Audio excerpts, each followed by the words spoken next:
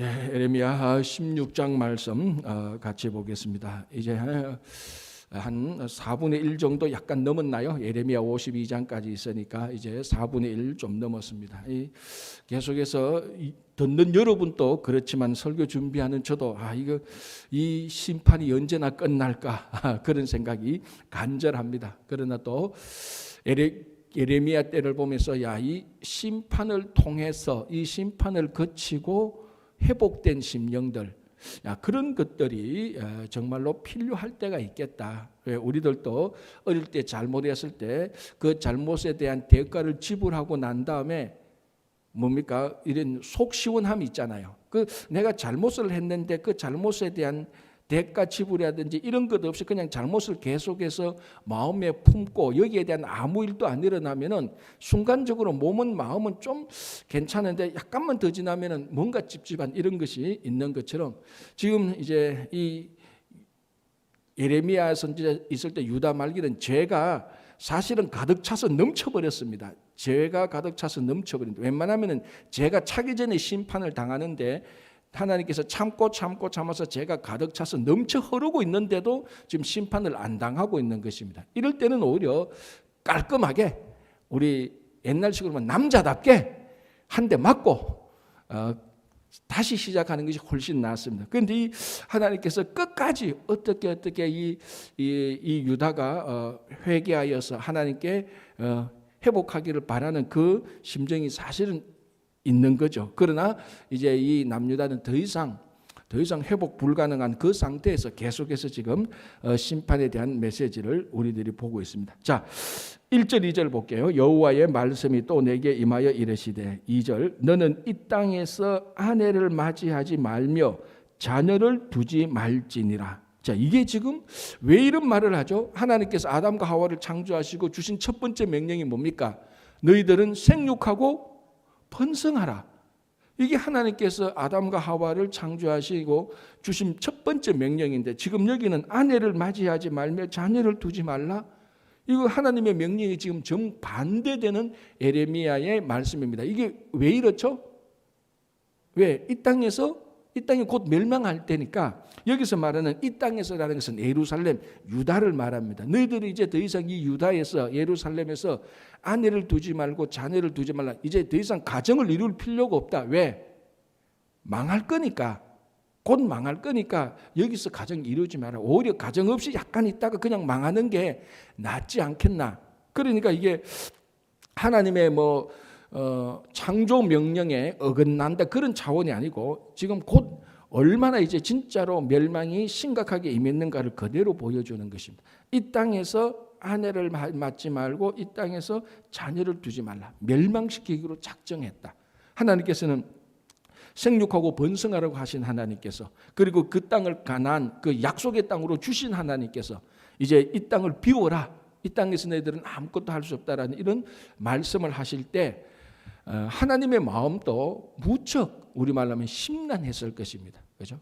자, 그럼 이걸 반대로 뒤집어서 말하면은 지금 이스라엘 백성들이 불순종하고 우상을 섬기기 때문에 그 땅에서 다 지금 쫓겨나는데 이걸 뒤집어서 말하면은 이 땅에서 살 수 있는 것은 뭡니까? 이 땅에서 자녀를 두고 이 땅에서 아내를 맞이하고 자녀를 둬야 되는 사람들은 어떤 사람입니까? 하나님의 말씀에 순종하고 그 땅을 하나님의 나라로 일구어 나가는 사람들.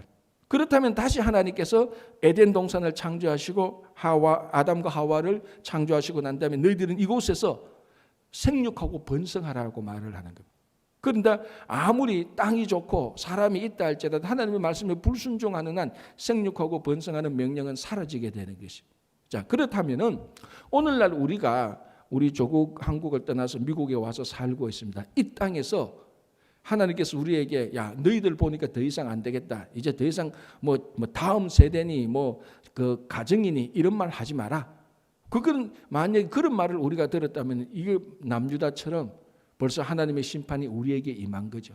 그러나 우리에게 너희들이 이 땅에서 왔으니까 다시 한번 생육하고 번성하라. 바로 우리가 그런 명령을 듣고 우리가 신앙의 사명을 가지고 이 땅에서 하루하루 매일매일 일상생활에 주님의 뜻에 순종하고 살아갈 때 하나님께서 생육하고 번성해가는 명령과 약속을 우리에게 또 이루어 주시는 것입니다. 그죠?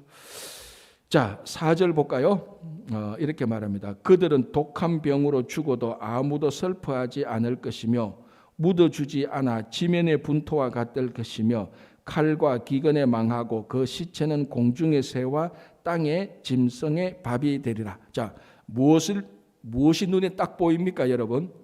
제가 지난주에 얘기했던 세 단어가 나오죠. 무슨 단어? 병, 칼과 기근. 자, 제일 처음에 그들은 독한 병으로 죽어도 병, 질병 또는 전염병, 그리고 그 다음에 칼과 기근에 망하고, 제가 얘기했죠. 구약시대에 하나님께서 재난을 주시는 대표적인 세 가지 3종 세트라고 그랬죠. 칼과 기근과 병, 또는 뭐 칼과 기근과 전염병, 칼 대신에 또는 전쟁, 그러니까 칼 또는 전쟁, 기근, 병 또는 전염병. 이것이 하나님께서 이 땅에 주시는 재난의 3종 세트입니다. 이걸 딱 줬다 그러면, 이 말이 나왔다 그러면 이제 그게 재난이 시작하는 엄청난 이제 불행이 닥치는 거죠. 요한계시록도 보면은 이 세 가지가 항상 나옵니다. 자, 오늘 이 예레미야에게 다시 말합니다. 병과, 그들은 독한 병으로 죽어도 칼과 기근에 망하고, 그러니 이제 대표적인 하나님의 재난으로 망하는데, 문제는, 더 큰 문제는 그 다음입니다. 보십시오. 4절 끝부분에 그 시체는 공중의 새와 땅의 짐승의 밥이 되리라. 그런데 이 구약 시대에 가장, 우리말로 하면 가장 불행한 죽음, 가장 뭡니까? 수치스러운 죽음이 바로 이런 겁니다. 죽는 거는 뭐 어떤 사람은 전쟁에서도 죽을 수 있고, 진짜 병 걸려서도 죽을 수 있고, 뭐 살인당해서 죽을 수도 있고, 아니면 자연사 할 수도 있고, 죽는 거야 여러 가지 있지만, 문제는 죽고 난 다음에 그 후손들이 또는 그 가족들이 그 죽음을 기리면서 잘 장사 지내는 거, 이거 유대인들한테 굉장히 중요했거든요. 우리나라도 마찬가지 아닙니까? 우리나라에도 이 매장 풍습에 관하여서 양반하고 그 천민하고 평민하고 엄청난 차이가 있습니다. 그래서 우리나라도 그 보면은 역사적으로 그 노예들이 그 자기 팔자 고쳐보려고 무덤을 파서 자기 그 조상들의 그 뼈를 양반 뼈 밑에 다 같이 그 결합시키는 이런 일도 한단 말이죠. 그 자기들 운명을 바꿔보려고. 그래서 그만큼 죽음 이후의 수치스러움을 진짜 수치스럽게 생각했습니다. 그런데 오늘 바로 그 일이 일어나는 거죠. 칼과 기근과 질병에서 죽고 난 다음에, 요까지는 그래도 그렇다 치더라도 그 다음에 뭡니까? 그 시체는 공중의 새와 땅의 짐승의 밥이 되리라. 그러니까 하나님께서 이제 심판하시기로 완전히 작정하신 겁니다. 그리고 그 심판이 일어나면은 철저하게 일어난다는 것을 다시 알 수 있는 것입니다. 자, 5절 볼게요. 이렇게 되었습니다. 여호와께서 이와 같이 말씀하시되 초상집에 들어가지 말라, 가서 통곡하지 말라, 그들을 위하여 애곡하지 말라. 왜? 이제 뭐 누구 가서 너가 어떻게 죽었니, 아이고 뭐 호상이니, 아이고 어떻게 죽어서, 그런 필요가 없다. 다 망할 거니까. 그런데 이 망하는 이유가 이 망한 상태가 어떤가 하면 이렇게 말합니다. 내가 이 백성에게서, 하나님의 백성에게서 나의 평강을 빼앗으며 인자와 사랑을 제함이라라고 말합니다. 여기 이제 약간 번역에 약간 우리가 좀 시비를 걸면은, 평강은 샬롬입니다, 그죠? 나의 평강을 빼앗으며 샬롬을 하나님께서 이제 가져간다는 겁니다. 그리고 그 땅에 이제 평강이 없는 거죠. 그리고 뭐냐면 인자와 사랑인데, 여기서 인자라고 번역된 것은 헤세드입니다. 헤세드. 이게 인자, 자비, 사랑, 뭐 아주 광범하게 번역되는 단어죠. 그래서 헤세드와 사랑을 제하면, 이 사랑은, 그러니까 앞에 오히려 이렇게 말하는 게 더 나을 것 같아요. 평강을 빼앗고 사랑과 긍휼을 빼앗을 것이라.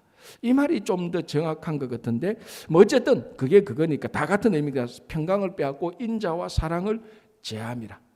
그러니까 이걸 또 우리가 다르게 보면, 현재 우리가 이 땅에서 살고 있는 이유는 하나님의 평강이 우리와 함께 있고 하나님의 사랑과 긍휼함이 우리와 함께 있기 때문에 지금 망하지 않고 살고 있는 겁니다. 여기서 하나님께서 평강을 가져가고 하나님의 사랑과 하나님의 긍휼함을 거두면은 우리도 이 남유다처럼 그대로 멸망하게 되는 것입니다. 소돔과 고모라처럼 뉴욕도 그렇게 멸망하게 되는 거죠. 그런데 지금 우리가 망하지 않는 이유는, 우리가 지금 느끼지 못하고 만지지 못하지만 여전히 하나님의 샬롬이 우리와 함께 있고 하나님의 자비, 하나님의 그 인자, 사랑 그리고 긍휼하심이 우리와 함께 있는 것입니다. 진짜 심판은 이 세 가지를 하나님께서 다시 찾아가 버리는 겁니다. 우리에게서. 그래서 우리에게서 이 세 가지를 빼버리면 우리는 가진 게 하나도 없어요. 원래 타고난 죄인이기 때문에 타고날 때부터 하나님과 원수되었기 때문에 우리는 그렇게 죽을 수밖에 없습니다. 그래서 하나님께서 어떻게 보면 하나님의 심판은 하나님께서 우리에게서 평강을 다시 찾아가고 사랑을 다시 찾아가고 긍휼을 다시 거두어가는 게 우리에게 임하는 심판입니다. 그러면 아직 심판당하지 않고 살았다는 것은 아직 하나님께서 사랑을 남겨두었고 긍휼함을 남겨두었고 평강을 남겨두었다는 것. 무슨 말이냐? 그럼 우리가 이 속에서 하나님의 평강과 사랑과 긍휼함의 은혜를 알고 감사하고 누리고 하나님의 말씀에 순종하면서 살아가야 되는 것을 알 수 있는 것입니다. 그렇죠? 자, 그 다음 구절 볼까요? 6절 볼까요? 참 재밌는 표현이 있습니다. 재밌는데 참 슬퍼요. 어떻게 보면은 6절 이렇게 되어 있습니다. 큰 자든지 작은 자든지 이 땅에서 죽으리니. 그러니까 이건 뭡니까? 신분이 높든지 신분이 낮든지 우리말하면 양반이든지 천민이든지 노예든지 누구든지 신분이나 이런 권력자나 이런 거 상관없이 큰 자든지 작은 자든지 다 이 땅에서 죽는다. 하나님의 사랑과 인자, 하나님의 샬롬과 인자와 그 긍휼 이걸 빼가면은 자기가 아무리 신분이 높고 아무리 높고 위대해도 다 죽을 수밖에 없습니다. 반대로 아무리 작은 자라도 아무리 정말 세상이 무시하는 멸시받을 수밖에 없는 작은 자라도 하나님의 평강과 사랑과 긍휼함이 있으면 살아남는 겁니다. 이게 지금 평강과 인자와 사랑이 제하여 버리니까 큰 자든지 작은 자든지 이 땅에서 죽는다는 겁니다. 자, 그다음 보십시오. 그들이 매장되지 못할 것이며 그들을 위하여 애곡하는 자가 없고 아까 말씀드렸죠. 공중의 새와 땅의 짐승들이 그 시신을 먹는 것처럼 죽고 난 다음에 아주 비참한 죽음을 죽습니다. 자, 그리고 난 다음에 자기 몸을 베거나 머리털을 미는 자도 없을 것이며. 자, 우리가 얼핏 별로 중요하지 않은 이렇게 애도하는데 뭐 애도함이 없다고 했으니까 이런 일도 없겠구나 하고 그냥 별 생각 없이 넘어갈 수 있는데 여기에 중요한 한 가지 우리가 발견할 수 있는 점이 있습니다. 뭔가 하면은 예루살렘에 사는 사람들에게 사람이 죽었는데 몸을 베거나 머리털을 밀지 않아도 된다. 이 말은 크게 보면 애곡하지 않아도 된다는데 이렇게 몸을 베거나 머리털을 미는 방식은 무슨 방식입니까? 이방인들이 우상을 섬기는 이방 풍습입니다. 이게 자기 몸을 베거나 자기 몸을 자해하거나 머리털을 미는 자, 사람이 죽었을 때 머리털을 미는 자는 이방 문화에 빠진 이방인들이 죽음을 애도하는 방식이에요. 그리고 뭘 할 수 있습니까? 벌써 예루살렘에 사람이 죽으면은 이방 사람들처럼 세상 사람들처럼 그런 방식으로 죽음을 애도하고 있었다는 것입니다. 즉 간단하게 결론 말하면 요 구절만 봐도 예루살렘은 멸망하기에 충분합니다. 이미 이 구절만 봐도 예루살렘의 자기들의 삶의 예루살렘 사람들의 삶의 모습과 그 사람들의 가치와 문화를 한눈에 쏙 알 수 있다는 겁니다. 우리가 타임머신을 타고 예루살렘에 가면은 요 멸망하기 직전에 사람이 죽었습니다. 그러면은 이 애도하는 방법이 몸을 막 베고 머리털을 밀고 이거 보니까 예루살렘에 살고 있는 가나안 이방 민족들도 다 그렇게 애도하는 거예요. 이게 다 이방신을 섬길 때 하는 그런 풍습들입니다. 그래서 세상에 완전히 동화되었고 세상에 살고 있는 사람하고 똑같은 방식으로 살고 있다는 것이 이 구절을 통해서도 드러나는 것이죠. 그래서 여기는 어떤 사람이 죽든지 간에 너희들 애도할 필요가 없다. 왜? 곧 너희들도 다 망할 거니까. 지금 뭐 한 사람 죽었다고 해서 애도 그거 필요 없어. 이제 다 망할 거야.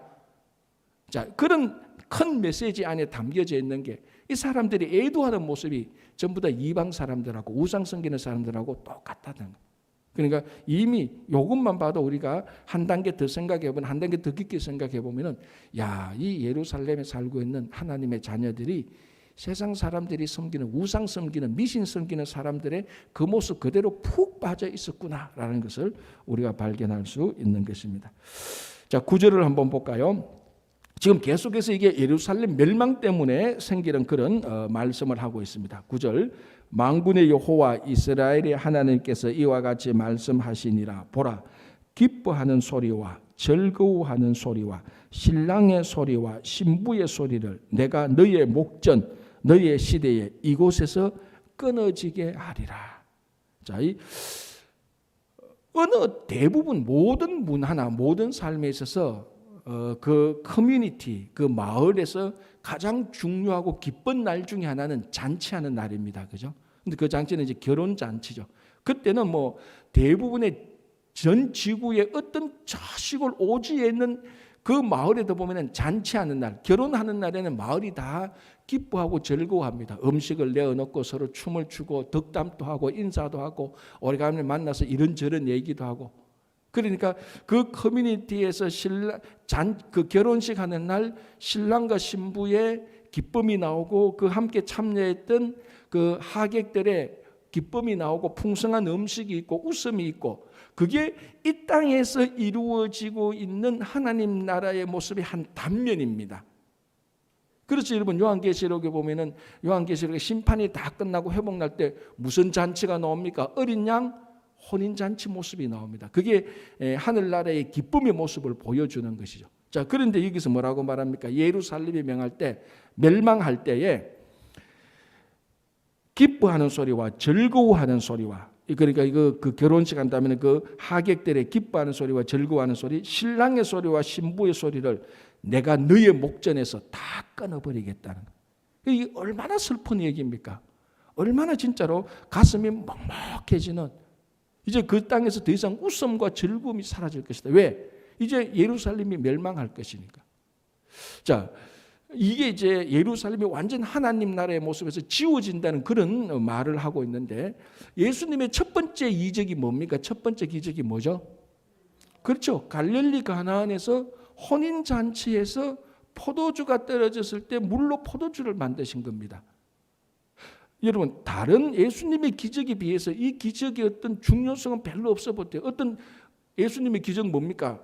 중풍병자도 고치고 나병 환자도 고치고 죽은 사람도 살리고 그 팔 마른 사람도 고치고, 이런 예수님의 기적보다 갈릴리 바다에서 폭풍 쳐서 제자들이 죽게 된 것에 폭풍을 멈추게 하시는 그런 초자연적인 기적하고, 그냥 혼인잔치에서 물로 포도주를 만든 기적하고, 우리가 볼 때는 뭐 물로 포도주 만든 것은 별로 중요하지 않은 기적의 그 정도로 볼 때에 죽은 사람을 살리는 기적하고 물로 포도주를 만드는 기적하고 이 기적의 농도, 정도가 다르잖아요. 그런데 예수님의 첫 번째 이적은 뭡니까? 갈릴리 가나안 혼인잔치에서 물로 포도주를 만듭니다. 여러분, 이 메시지의 내용 아시잖아요. 이스라엘 사람들에게 있어서 포도주는 기쁨입니다. 기쁨. 포도주는 알코올이 아니고, 포도주는 술이 아니고, 그 이스라엘 지역에는 물이 안 좋기 때문에 포도주를 정상적인 음료로 씁니다. 그리고 포도주가 없는 곳, 그래서 이스라엘 속담에 포도주가 없는 곳에는 기쁨도 없다는 겁니다. 그래서 그 결혼 잔치에 포도주가 떨어졌다, 그 결혼 잔치에 웃음이 사라진다는 겁니다. 그러니까 그 결혼 잔치, 하나님 나라의 모습을 상징적으로 보여주는 이 결혼 잔치에, 웃음과 기쁨이 있는 이 잔치에 포도주가 떨어져서 웃음이 사라지는 것을 예수님께서 그걸 막으셔서 다시 물로 포도주를 만드셔서 웃음을 회복시켜 줍니다. 이 웃음을 회복시켜 준다는 것은 잔치를 기쁘게 한다는 것인데, 이 잔치를 기쁘게 한다는 의미가 뭡니까? 이 땅에서 하나님의 나라가 이루어지는 것을 상징적으로 보여주는 겁니다. 그러니까 예수님의 첫 번째 이적이 이게 맞죠. 왜? 예수님께서 이 땅에 오심으로 말미암아 하나님 나라가 시작되었습니다. 그래서 이걸 전문 용어로 말하자면 완성이 시작됐다, 이렇게 말합니다. 이해되죠? 완성이 시작됐다는, 하나님 나라의 완성이 하나님의 나라의 완성이 시작됐습니다. 그리고 완성이 끝나면은 하나님 나라가 이제 또 완성되는 거죠. 그래서 예수님께서 오심으로 실제로 이 땅에서 거대한 하나님의 나라가 시작되었습니다. 그 시작점의 첫 번째가 뭡니까? 잔치를 다시 회복시켜주는 겁니다. 기쁨과 즐거움의 잔치를 회복시켜주는 거예요. 그래서 물로 포도주를 만든 겁니다. 죽은 사람을 다시 살리는 그 정도, 기적의 초자연적인 기적의 그 신비성에 비하여서는 훨씬 떨어지지만 상징적인 의미에 있어서는 하나님 나라의 회복을 완전히 보여주는 겁니다. 물로 포도주를 만든. 그게 다시 신랑과 신부의 소리를, 기쁨의 소리를 회복시키는데, 오늘 보십시오. 이 16장 9절에서는 그 예수님께서 첫 번째 베푼 그 혼인잔치의 이적이 이게 거꾸로 되는 겁니다. 거꾸로. 신랑과 신부와 잔치하는 사람들의 웃음이 다 끊어지게 된, 하나님 나라가 다 사라지게 되는, 예루살렘이 멸망해서 그런 모습들을 보여주고 있는 것입니다. 그래서 이 교회라는 것이, 이 커뮤니티, 우리가 있는 이 커뮤니티를 위하여서 사실은 잔치를 만들어줘야 되는 거예요. 그렇다고 해서 뭐 고기 사주고 그게 아니고 정말 하나님 나라의 기쁨을 회복시켜줘야 되는 것입니다. 그래서 세상 사람들이 교회에 와서 세상에서 누리지 못한 기쁨과 즐거움을 누리도록 해야 되는 겁니다. 여기 와서 뭐 이 밥에 소고기 먹어서 기쁘자, 그거보다는 하나님을 만나서 구원을 얻어서 그저 말씀을 들어서 예배를 드려서 그렇게 기쁨과 즐거움이 회복돼야 되는 겁니다. 그리고 성도들 간의 교제를 통해서 회복돼야 되는 거예요. 그래서 제가 가끔 이런 말을 하죠.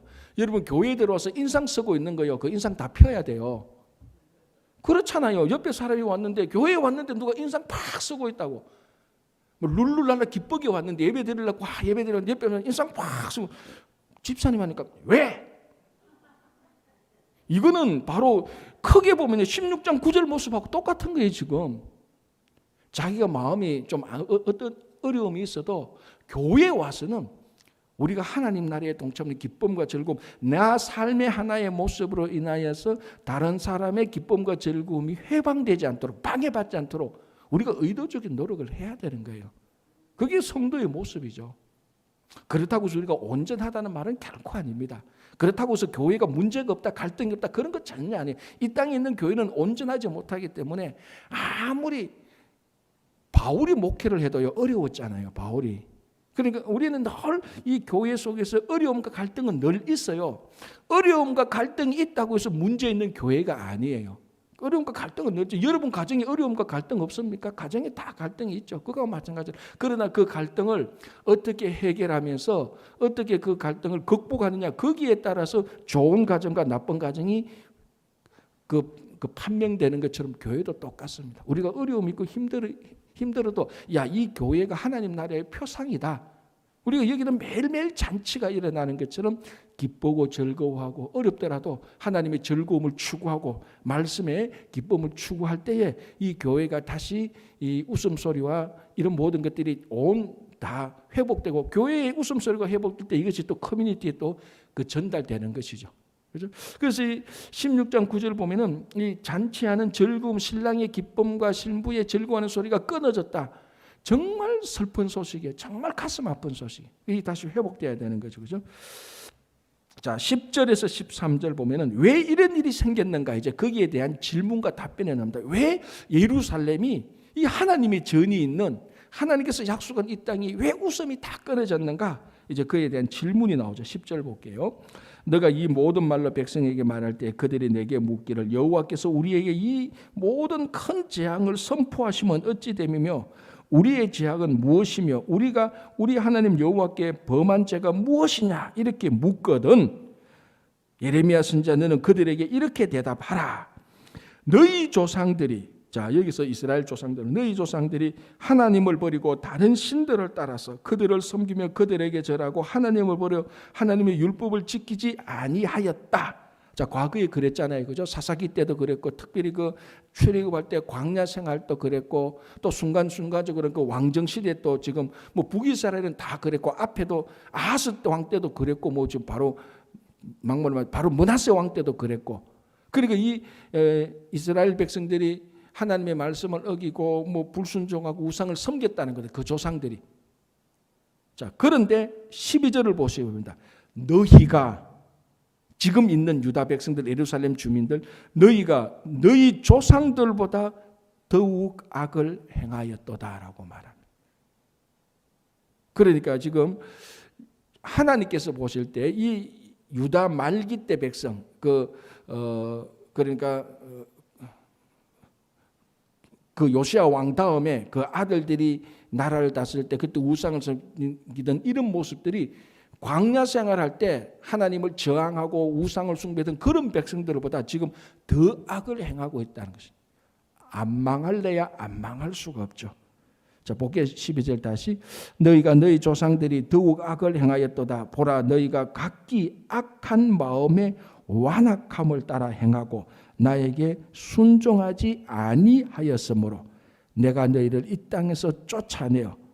자, 이 땅에서 이 땅은 하나님께서 아브라함과 그 자손에게 주신 약속의 땅입니다. 보통 땅이 아니죠. 하나님께서 특별히 아브라함과 그 후손들을 구별하여서 구별된 백성들을 구별된 땅에 살게 했는데 조상들보다 더욱 악을 행해서 이 땅에서 쫓아내겠다는 것이. 여러분, 그게 쫓아내는 하나님의 마음은 어떻겠습니까? 그죠? 너희 쫓아내어 너희와 너희 조상들이 알지 못하던 땅, 어디입니까? 바벨론이죠. 그죠? 알지 못하던 땅에 이르게 할 것이라. 너희가 거기서 주야로 다른 신들을 섬기리니.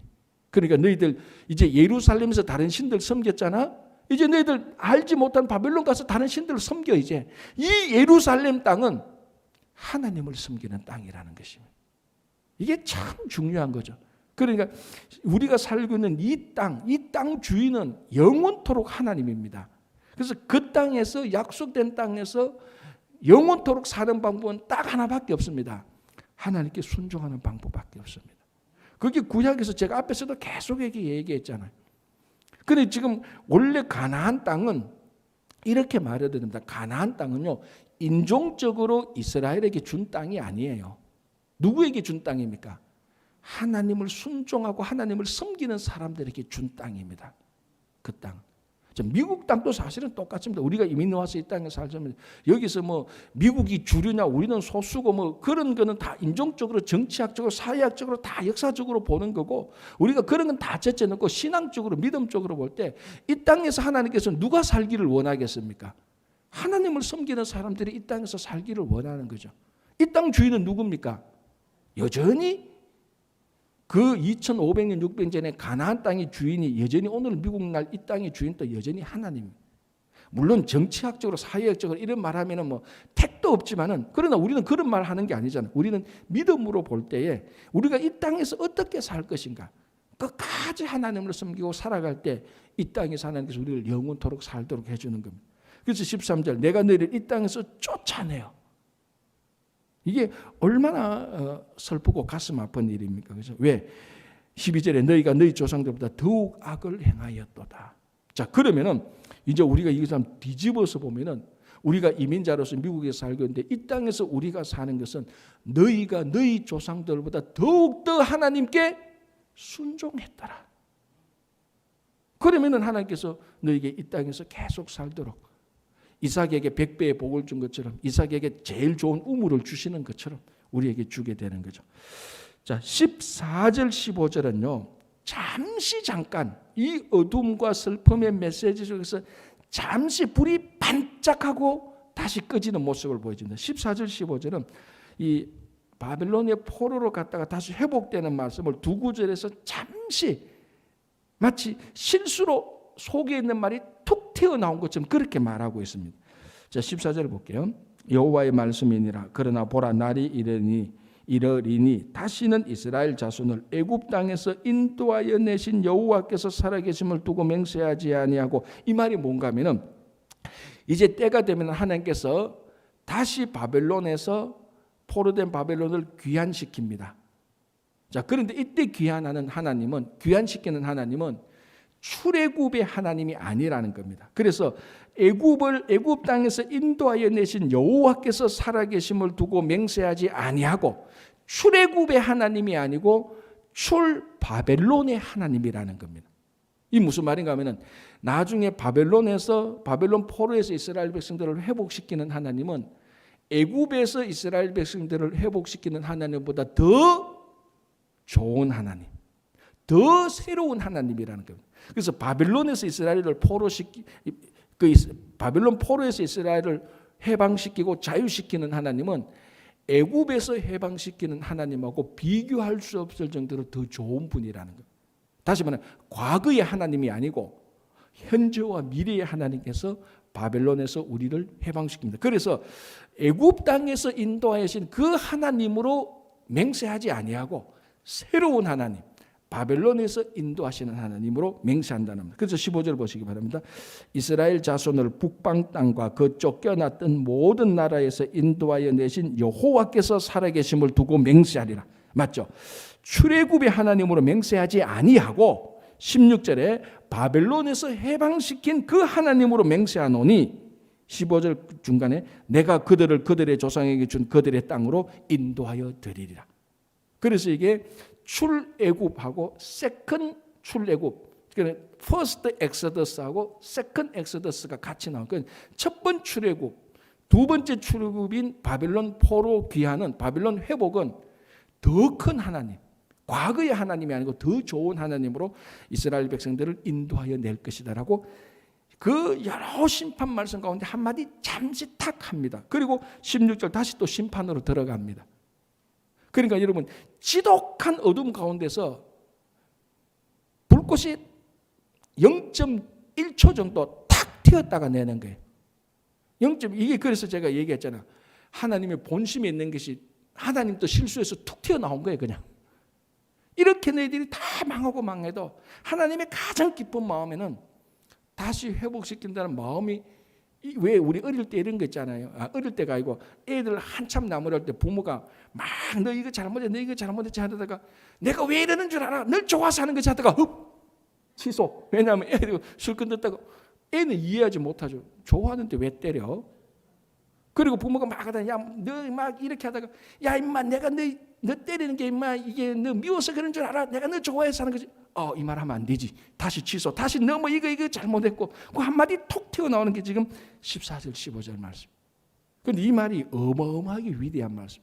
하나님은 출애굽의 하나님보다 더 위대한 바벨론의 하나님이다라고 얘기를 하고, 그리고 다시 또 어둠으로 내려갑니다. 그 16절 보시기 바랍니다. 여호와의 말씀이니라 보라 내가 많은 어부를 불러다가 그들을 낫게 하며, 그러니까 이게 어부가 물고기를 잡는 것처럼 심판하겠고, 그 다음에 많은 포수 사냥꾼이 사냥하는 것처럼 예루살렘을 멸망하겠다는 17절 이는 내 눈이 그들의 행위를 살펴보므로, 그러니까 이거 하나님 앞에서 그 이스라엘 백성들이 죄악을 숨기지 못하는 거죠. 그래서 완전한 죄악을 본 하나님께서 심판하는데요. 자, 19절 보겠습니다. 19절, 20절, 21절은 이제 예레미야가 이런 멸망 앞에서 드리는 기도가 잠깐 나옵니다. 19절, 20절, 21절 이렇게 말합니다. 여호와 나의 힘, 나의 요새, 환난 날의 피난처시요. 민족들이, 자, 하나님께 여호와가 어떤 분이라고 고백하죠. 나의 힘이요, 나의 요새요, 나의 환난의 피난처. 자, 이거는 시편을 보면 다윗이 고백했던 내용하고 똑같아요. 그리고 우리 믿음의 선진들의 믿음의 본질은요 똑같아요. 하나님은 여전히 우리의 힘이고 환난 날에 만날 피난처고 우리의 요새다라고 말합니다. 자, 그 다음에 보십시오. 민족들이 땅 끝에서 죽게 이르기를, 열방들이죠. 이방 민족들이란 말이죠. 이 사람들이 말하기를 우리 조상들의 계승한 바는 허망하고 거짓되고 무익한 것뿐이라 사람이 어찌 신 아닌 것을 자기의 신으로 삼겠나이까 하리다. 자, 20절을 누가 얘기합니까? 사람이 신 아닌 것을 자기의 신으로 삼겠나이까. 이건 누가 지금 하는 말이죠? 아니, 더 정확히 민족들이 땅끝에 와서 이 사람들이 하는 말이에요. 열방들, 이방 민족들이 하는 말이에요. 이방 민족들이 하는 말이 우리 조상들이 받았는데 우리가 봐도 우상은 이거 아니야. 우상은 진짜 신이 아니야. 우리도 우리 조상들이 우상성이, 우리도 우상을 섬기고 있지만은 이게 뭐 진짜 신이, 진짜 신이면 우리가 이 신에게 매달리지. 그런데 이건 진짜 신이 아니야. 지금 이방 민족들이 이렇게 말한다는 거예요. 그런데 이스라엘 백성들이 우상을 진짜 신으로 섬기고 있다고 말이죠. 원래는 뒤집혀야 되죠. 그러니까 이방 민족들이 우상을 섬기면서 자기들이 신이다라고 말을 해야 되고, 이스라엘 사람들, 유다 사람들이 야 그거 신 아니야, 신 아닌 것을 너희들이 어떻게 섬겨, 이렇게 말해야 되는데 이 멸망 직전에는 이게 뒤집혔단 말이죠. 이방 사람들이 야 우리가 우상은 섬기고 있지만 우상 저거 아무것도 아니야 이렇게 말하고 있는데, 이스라엘 사람들이 우상을 섬기면서 진짜 신이야 이렇게 말하는 우스운 지금 역전된 뒤바뀐 그 모습을 말하고 있는 것입니다. 여러분, 이거하고 똑같잖아요. 진짜 무당은 예수가 하나님인 줄 알아요. 가짜 크리스찬들이 예수가 하나님인 줄 몰라요. 그게 웃기는 일이라고요. 교회 다니는 사람은 예수가 하나님의 아들이라 그러면 눈만 멀뚱멀뚱 어떻게 예수가 하나님의 아들이 되냐? 내가 교회에서 성경 공부해도 잘 이해가 안 돼. 근데 진짜 무당한테 물어보면 예수가 하나님의 아들이라 그래. 지금 그 꼴하고 똑같은 게요. 진짜 이스라엘 백성들은 우상을 섬기면서 신이라고 말하는데 이방 민족들은 야 우리가 우상 섬기자면 그 신 아니야. 지금 웃기는 일이 일어난 거예요. 똑같은 거예요. 여러분 그 마가복음 보면 그 무덤가에서 자기 몸을 벅벅 끓던 그 귀신들이 있잖아요. 귀신 들린 사람이 예수님이 저 멀리서 오니까 천눈에 알아봤잖아요. 하나님의 아들이란 거. 오지 마라 그러잖아요. 당신이 내하고 무슨 상관인데 내한테 오느냐고. 그런데 그 주변에 따라다니던 많은 사람들, 심지어 그때 예수님의 제자들까지도 예수가 진짜 하나님이라는 줄 몰랐다니까요. 진짜 귀신은 진짜 신이 누군지 아는 거예요. 그렇잖아요. 그래서 이방인들이 야 우상 섬겨다 우리가 우상 섬겨봤는데 우리가 우상 섬겨봐서 아는데 우상 이거 진짜 신 아니야.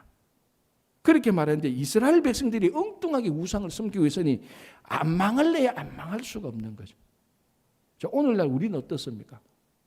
뭐 이런 모습들이 많지 않습니까? 그러니까 우리가 빨리 속히 진짜 하나님을 하나님으로 알고 제대로 섬겨야 되는 거죠. 자, 그래서 21절 보시면 여호와께서 이르시되 보라 이번에 그들에게 내 손과 내 능력을 알려서 그들로 내 이름이 여호와인 줄 알게 하겠다. 진짜 이 여호와가 여호와인 줄 하나님인 줄 알게 하겠다라고 얘기를 하고 있습니다. 자, 이거는 뭐 출애굽할 때도 나왔던 거죠. 하나님의 능력과 진짜 하나님의 영광을 보고 우리가 여호와 하나님을 제대로 잘 섬기는 여러분 되시기를 간절히 바랍니다. 기도하겠습니다.